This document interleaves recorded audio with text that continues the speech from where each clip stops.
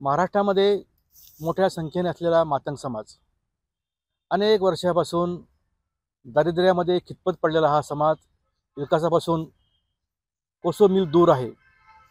या समाजाच्या प्रश्नाकडे किंवा समस्याकडे कोणीही लक्ष देत नाही। वेळोवेळी या समाजाला रस्त्यावर येऊन आंदोलन करावं लागतं। याच मातंग समाजाच्या समस्या आणि प्रश्नाविषयी आपल्यासोबत चर्चा करण्यासाठी आहेत मातंग समाजाचे नेते भारत जाधव, की ज्यांनी मातंग समाजाच्या प्रश्नाविषयी आणि समस्येविषयी राज्यभर आंदोलने केली आहेत। आपण आज त्यांच्याचकडून मातंग समाजाच्या समस्या आणि प्रश्नाविषयी त्याचं मत काय आहे हे जाणून घेऊयात। जाधव साहेब, आपलं मनपूर्वक स्वागत उदय डिजिटलमध्ये। धन्यवाद। आपली काय भावना आहे मातंग समाजाच्या प्रश्नाविषयी आणि समस्येविषयी? मी आज मातंग समाजात 25 वर्ष काम करतोय। परंतु आज बघा, कुठल्याही आज जालना जिल्ह्यामध्ये मागे संजूबाबा गायकवाड सारख्या माणसांनी पदयात्रा काढली जालना ते संभाजीनगर। त्यांनी मुख्यमंत्र्याचा ताफा अडवला, त्यावेळेस त्यांना दंडाने मार खावा लागला। असे अनेक कार्यकर्ते आहेत की जे लढावे आहेत, परंतु त्यांना न्याय मिळत नाही।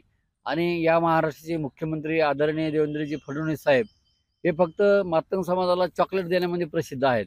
त्यांनी निवडणुकीच्या अगोदर जाहीर केलं होतं की मातंग समाजाचा दलितांचं वर्गीकरण करण्याचा ठराव त्यांनी पास केला होता। परंतु निवडणूक झाल्यानंतर त्यांनी लगेच भूमिका बदलली आणि त्याच्याकडं दुर्लक्षित केलं आहे।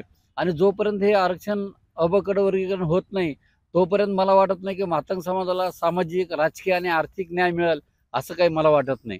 आणि म्हणून आपल्या चॅनलच्या माध्यमातून मी देवेंद्र फडणवीस साहेबांना आणि शासनाला मी एक नम्र विनंती करेल की साहेब, आपण मातंग समाजाच्या विषयी कितपत दुर्लक्ष करणार आहात? किती वर्ष तुम्ही यांच्याकडे दुर्लक्ष करणार आहात? आज मातंग समाज महाराष्ट्रामध्ये 90 लाखाच्या आसपास समाज आहे, परंतु यांच्याकडे एकही चांगला ठोस असा नेता नसल्यामुळे या समाजाकडे दुर्लक्षित मुद्दाम म्हणून राजकीय पुढारी करत आहेत। आणि म्हणून मी नम्र विनंती करणार आहे फडणवीस साहेबांना की साहेब, आपण हे आता भिजत गोंगडे ठेवू नका। सर्वोच्च न्यायालयाने जो निर्णय दिला आहे त्याच्यासाठी पटकन आपण एक महिनाभराच्या आत वर्गीकरणाची समिती त्यांना महिनाभराची मुदत देऊन या महिनाभराच्या आतमध्ये आपण वर्गीकरणाची अंमलबजावणी करावी। अन्यथा मातंग समाजाचे माझ्यासारखे नेते आणि कार्यकर्ते हे रस्त्यावर उतरल्याशिवाय राहणार नाहीत, याची नोंद घ्यावी। मातंग समाजाच्या अनेक समस्या आहेत, त्या समस्या कशा सुटतील असं वाटतं आपल्याला? आता माननीय पत्रकार साहेब, विषय असा आहे, समस्या सुटायसाठी त्याला आर्थिक पाठबळ लागतं। आणि आपलं जर वर्गीकरण झालं आणि अण्णाभाऊ साठे महामंडळाला जर बजेट दिलं तर अनेक मातंग समाजाचे बेरोजगार हे मातंग समाजाच्या महामंडळाकडनं लाभ घेऊन ते त्यांचा उदरनिर्वाह धंद्यामध्ये ते प्रगती करू शकतात। परंतु महामंडळात 10-15 वर्षापासून गेलं, NSFDC सारखी सवलत आज मिळत नाही।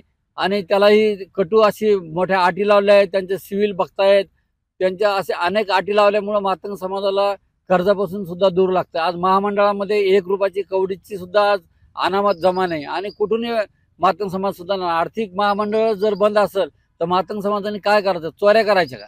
आणि म्हणून मला एक वाटतं की मुख्यमंत्री साहेबांनी आणि दोन्ही उपमुख्यमंत्र्यांनी मातंग समाजाकडे मुद्दा म्हणून दुर्लक्ष करू नये, नाहीतर याच्यामध्ये मातंग समाजाने फार मोठा हौदोष निर्माण होऊन मातंग समाज रस्त्यावर उतरल्याशिवाय राहणार नाही असं मला वाटतं। काल एका मातंग समाजाच्या बैठकीमध्ये आपण मनोगत व्यक्त केलं, त्यामध्ये आंदोलनाविषयी काही भूमिका व्यक्ती त्याविषयी आपल्याला काय वाटतं? नाही, आता हे जे रिटायर कर्मचारी हे भाजपचेच आहेत। सत्ता भाजपची, रिटायर कर्मचारी भाजपचे, आज 90% लीडर आणि नेते हे सगळे भाजपकडे अटॅच झाले आहेत। मग यांचे जे आंदोलन मोर्चे काढण्याचा संकल्प आहे हा कशासाठी करता? अहो, तुमची सत्ता आज महाराष्ट्रामध्ये आहे, केंद्रात सत्ता आहे, तुमची मुख्यमंत्र्याकडे तुम्ही जाऊन बसा ना। मग उदाहरणार्थ जर द्यायचं झालं तर विष्णू कसबे सारखे नेते त्यांनी पण भाजपला पाठिंबा दिला, सचिन साठे सारखे नेते त्यांनी पण भाजपला पाठिंबा दिला होता निवडणुकीमध्ये। आणि तुमचे मच्छिंद्र सकटे सारखे नेते आहेत पश्चिम महाराष्ट्रातले, त्यांनी पण भाजपला पाठिंबा दिला होता। आणि मग एवढे सगळे नेत्यांनी पाठिंबा दिल्यानंतर सुद्धा आज त्या लोकांनी मातंग समाजाच्या लोकांनी भाजपला मतदान केलं आणि त्यांच्या युतीला मतदान करून आज प्रचंड मताने भाजप आज महाराष्ट्रभर आले। याच्यात मातंग समाजाचं फार मोठं योगदान आहे। आज मातंगांना जर मतदान केलं नसतं तर मला नाही वाटत की देवेंद्र फडणवीस परत मुख्यमंत्री झाले असते। आणि म्हणून परत ते मोर्चे आंदोलन करण्यापेक्षा मुख्यमंत्र्यांनी याच्यामध्ये वैयक्तिक लक्ष घालून, मातंग समाज हा हिंदुत्ववादी समाज आहे, हा कुठला लोभाला बळी पडणारा नाही। आज अनेक पिढ्यानपिढ्या हिंदू म्हणून तो जगतो आणि हिंदूच लोकांकडं महाराष्ट्राचे मुख्यमंत्री दुर्लक्ष करतात। त्यामुळे मला नाही वाटत की हे सरकार हिंदुत्ववाद्याचं सरकार आहे म्हणून। राजकारणामध्ये मातंग समाज अत्यंत दूर दूर आहे, मातंग समाजाला न्याय कसा मिळेल राजकारणामध्ये?